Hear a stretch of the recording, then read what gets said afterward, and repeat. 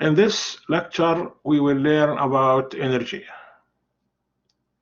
Energy is a very important subject. We can do nothing without energy. We need energy to work, to function. Energy in the universe comes in different forms and flavors. You have mechanical energy, chemical energy, radiation energy, nuclear energy, you name it. We always need energy in order to do work, in order to function. We burn fossil fuel in our cars for the cars to move. We consume food as humans in order to maintain life. So energy is such a broad topic that cannot be covered in one book or one lecture. However, when we study physics, the emphasis is on mechanical energy, and mechanical energy covers two main forms of energy. The first form depends on motion, depends on the velocity of the motion. We call it kinetic energy. And the other form depends on the relative position of things, and this one we call it potential energy. The summation of kinetic energy and potential energy together is called mechanical energy, and in most situations this is a conserved quantity. In this chapter we are going to learn all about energy from the physics point of view. Our goal here is to develop a better understanding of the concept of energy and how to measure it, how to quantify it. First, let us learn about the concept of work. The word work is common, is familiar to all of us. But in physics, work has a special meaning. We need to understand this meaning. We need to understand it very well and to apply this definition for work when we solve a problem. Consider this block on this horizontal surface. If you act on this block by a force like this force F, you can move it from this original position to this final position. As you do so, there is a displacement, delta x. So the position changed from the original value of x to the final value of x. The change in position is this distance. In physics, we define work as the product of the force by the displacement along the direction of the force. So the product of the magnitude of F by the magnitude of delta x will give us the work. In equation form, W equals Fx delta x, the force along the x-axis multiplied by the displacement along x. From this definition of work, the unit for work is in Newton meter, because force is measured in Newton and displacement is measured in meter. This unit of work in Newton meter is also called joule. In simple form, 1 joule is equal to 1 Newton multiplied by 1 meter. This is equivalent to 1 kilogram meter squared per second squared. Now, what if the force was not horizontal? What if the force made an angle like this angle theta? How to calculate the work? In this case, we need the component of the force along the displacement. Since the displacement is along the x-axis, then we need the component of the force along the x-axis. As we learned from chapter 1, we can decompose this force vector into horizontal and vertical components. The horizontal component is F cosine theta. The vertical component is F sine theta. We don't care about the vertical component. We care about the horizontal component because we are interested in the component along the displacement. Okay? So Fx equals F cosine theta. Fy is F sine theta. And the width is the force Fx multiplied by the displacement delta x. So from this equation, we understand that the work depends not only on F and D, but also on theta, the angle. We know that theta can take any value. It can be 0, it can be 90, it can be 180 degrees, and any other value is possible. If theta is 0, cosine 0 is 1, so the work will be maximum. If theta is 90 degrees, cosine 90 is 0. So the work in that case is 0. So the work done by Fy, is going to be 0 because there is no displacement along the vertical direction. The displacement is all along the horizontal direction. If you take theta 180 degrees, the opposite direction, cosine 180 is -1. So the work will be negative. So now we understand the definition of work from the physics point of view. Work can be positive, can be negative, or can be 0. It depends on the angle between the force and the displacement. This is a very important point to understand and to keep in mind. Consider this situation.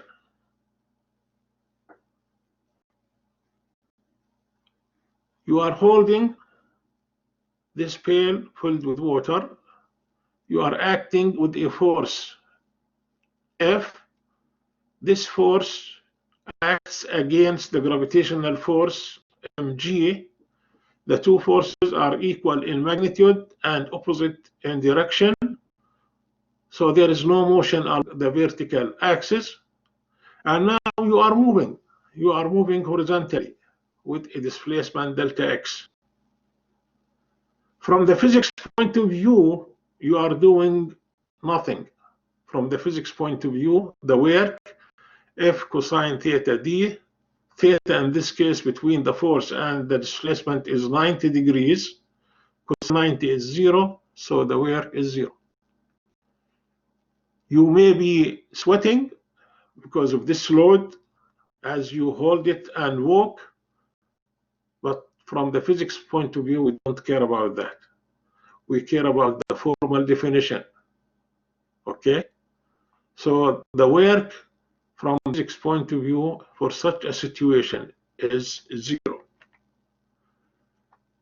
On the other hand, consider this situation. You are lifting this box from the ground up. So the force that you are applying is up. The displacement is up. So in this case, you are doing positive work. You are doing positive work. Okay? Theta is 0 between the displacement and the force. So you are doing positive work. On the other hand, if you are lowering the box down, holding the box and moving downward, in that case, still the force that you are applying is upward to work against the gravity. But when you move down, displacement is down. So the angle between x and F for that kind of motion is 180 degrees. Therefore, you will be doing negative work. So imagine this scenario. If you are lifting this box up to some height, then lowering it back to ground, then lifting it back to that height, then returning it back to ground, any number of times, the total work that you will be doing is zero. Because when you move up, you are doing positive work. When you move down, you are doing equal negative work. So for a round trip up and down, the total work is zero. I hope with these examples and explanations now we have a good understanding of how work is defined in physics. Check your understanding. In the figure below, a block moves to the right in the positive x direction through a displacement delta x, while under the influence of a force with the same magnitude F. Which of the following is the correct order of the amount of work done by the force F from the most positive to the most negative?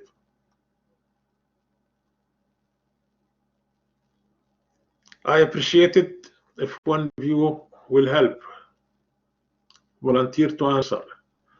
It's okay to be wrong. We learn from our mistakes as much as we learn from our correct answers. Any suggestion? Which figure corresponds to maximum work?